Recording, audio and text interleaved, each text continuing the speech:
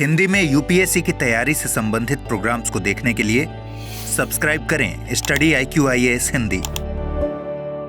Hello दोस्तों, स्वागत है आप सबका स्टडी IQ IAS हिंदी पे। मैं ललिता दहिया। दोस्तों, इलाहाबाद हाई कोर्ट का लिव इन रिलेशनशिप पे एक जजमेंट आया है। ये जजमेंट क्या है, लिव इन रिलेशनशिप को लेके क्या कहा है हाई कोर्ट ने, और साथ ही संवैधानिक नैतिकता और सामाजिक नैतिकता के मध्य सामंजस्य पे क्या कहा है, इस पूरे मुद्दे को हम अपनी संक्षिप्त परिचर्चा के माध्यम से कवर करने का प्रयास करेंगे। तो सबसे पहले मैं आप लोगों को बता दूं, इलाहाबाद हाई कोर्ट की लखनऊ पीठ ने बुधवार को एक निर्णय दिया कि मुसलमान लिव इन रिलेशनशिप का अधिकार के तौर पे दावा नहीं कर सकते हैं यदि उनका जीवन साथी जीवित हो। तो यदि हम संक्षिप्त में समझे कि कोई भी वैवाहिक मुस्लिम लिव इन रिलेशनशिप का अधिकार के तौर पे दावा नहीं कर सकता है कि ये हमारा फंडामेंटल राइट है तो हमें संरक्षण मिलना चाहिए। क्यों? तो उन्होंने तर्क दिया हाई कोर्ट ने, क्योंकि इस्लाम के सिद्धांत के तहत ऐसे रिश्तों की अनुमति नहीं है। मामला क्या है पहले उसको समझ लेते हैं। एक लड़की है स्नेहा देवी और एक लड़का है शादाब खान। ये लिव इन रिलेशनशिप में रहते हैं।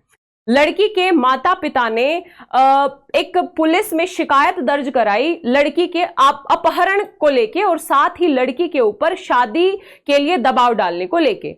तो बाद में ये लड़की एक रिट याचिका हाई कोर्ट में लगाती है आर्टिकल 21 के तहत अपने स्वतंत्रता के अधिकार की दुहाई देते हुए कि ये मेरे स्वतंत्रता का मामला है, मेरी निजता का मामला है और मेरी व्यक्तिगत स्वतंत्रता और जीवन के अधिकार से जुड़ा हुआ मसला है। तो ऐसे में हमें पुलिस से संरक्षण दिया जाना चाहिए। तो जब हाईकोर्ट ने जांच की तो मामला पाया गया कि जो लड़का है शादाब खान, ये विवाहित है ऑलरेडी। 2020 में इसका विवाह हो चुका है, इसका एक बच्चा भी है। तो ऐसे में कोर्ट ने इन दोनों को संरक्षण देने से मना कर दिया और यह कहा कि इस्लामिक नियमों के तहत भी एक विवाहित पुरुष लिव इन रिलेशनशिप को अधिकार के तौर पे दावा नहीं कर सकता। तो ये इस व्यक्ति का कोई अधिकार नहीं है, ऐसे में हम आपको संरक्षण नहीं दे सकते। और हाई कोर्ट ने इस लड़की को सुरक्षा के साथ इसके माता पिता के पास भेजने का निर्देश दिया। तो ये है पूरा का पूरा मसला। अब बात समझ में आई। अब यहाँ पे हाई कोर्ट ने कहा है कि इस्लामी सिद्धांत मौजूदा विवाह के दौरान लिव इन रिलेशन संबंधों की अनुमति नहीं देते हैं। अगर ये अविवाहित होते और 18 वर्ष से ऊपर होते और साथ ही अविवाहित होते और अपने तरीके से जीवन जीना चाहते तो मामला कुछ और हो सकता था, लेकिन ये मामला अलग है। ऐसे में हम आर्टिकल 21 के तहत इनको संरक्षण नहीं दे सकते हैं क्योंकि ये इस व्यक्ति का अधिकार नहीं है। अगला मुद्दा आप लोगों को मैं बता दूं कि यहां पे हाई कोर्ट ने स्पष्ट तौर पे कहा कि संवैधानिक नैतिकता और सामाजिक नैतिकता के बीच में सामंजस्य जरूरी है। यदि संविधान आपको अधिकार देता है, स्वतंत्रता देता है, तो आपकी सामाजिक नैतिकता भी है। विवाह जैसे मूल्य, विवाह संस्थाओं जैसे जो मूल्य हैं, उनका भी आदर सम्मान आपको करना पड़ेगा। इन दोनों में सामंजस्य साधना जरूरी है, क्योंकि यदि सामंजस्य नहीं साधा गया तो कहीं ना कहीं समाज में शांति और शांति के उद्देश्य को प्राप्त करने के लिए सामाजिक सामंजस्य फीका और गायब हो जाएगा। और इसी निर्देश के तहत उन्होंने लड़की को सुरक्षा के तहत माता पिता को भेजने का निर्देश दे दिया। ध्यान रखिएगा, आर्टिकल 21 के तहत उन्होंने सुरक्षा की मांग की थी। अदालत ने कहा है कि संवैधानिक नैतिकता ऐसे जोड़ों को सुरक्षा दे सकती है और साथ ही सदियों से रीति रिवाजों और उपयोगों के माध्यम से स्थापित सामाजिक नैतिकता को भी रास्ता मिल सकता है। यदि यह मामला नॉर्मल होता, अविवाहित होते दोनों और वयस्क होते और दोनों की यदि मर्जी होती तो मामला कुछ और हो सकता था, लेकिन यहां पे हमें समझना है कि इनका मामला अलग है। तो ऐसे में हम ये निर्णय नहीं दे सकते हैं और स्पष्ट तौर पे इन्होंने कहा कि आर्टिकल 21 के तहत संवैधानिक संरक्षण इस तरीके के अधिकार को अनियंत्रित समर्थन नहीं देगा।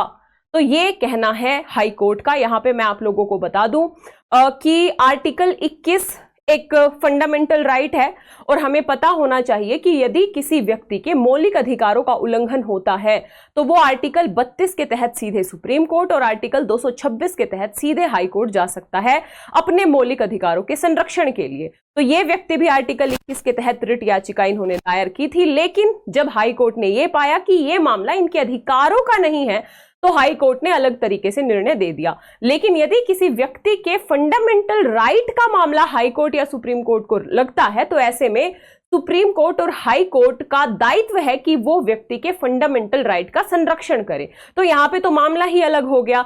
आपका क्या विचार है इस पूरे के पूरे मामले में? अपने विचार कमेंट बॉक्स में जरूर बताइएगा। क्या ये डिसीजन सही है या इसके अलग आयाम निकाले जा सकते हैं? आपके विचार कमेंट बॉक्स में जरूर लिखिएगा। इसके साथ ही दोस्तों, यदि आप 2025, 26 या 27 में यूपीएससी का अटेम्प्ट देना चाहते हैं तो हमारे P2I batch PT mains interview batch से जुड़ सकते हैं।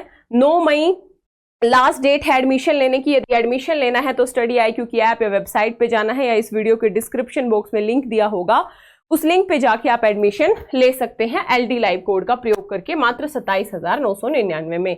यदि वैकल्पिक विषय इतिहास या राजनीतिक विज्ञान और अंतर्राष्ट्रीय संबंध लेना है तो मात्र 14,999 में अवेलेबल है। LD लाइव कोड के साथ आप एडमिशन ले सकते हैं। आप मुझे मेरे Telegram channel, Instagram, Facebook page same नाम से है ललिता दहिया अकेडमी, इस पे फॉलो कर सकते हैं।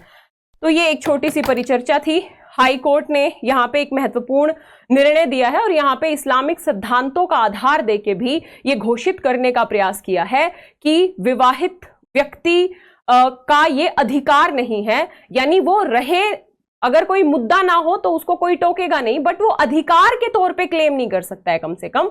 तो आपके विचार कमेंट बॉक्स में लिखिएगा। मिलेंगे इसी तरीके की अगली परिचर्चा में। तब तक के लिए जय हिंद, जय Bharat. Thank you so much. Hindi में यूपीएससी की तैयारी से संबंधित प्रोग्राम्स को देखने के लिए सब्सक्राइब करें स्टडी IQ IAS हिंदी।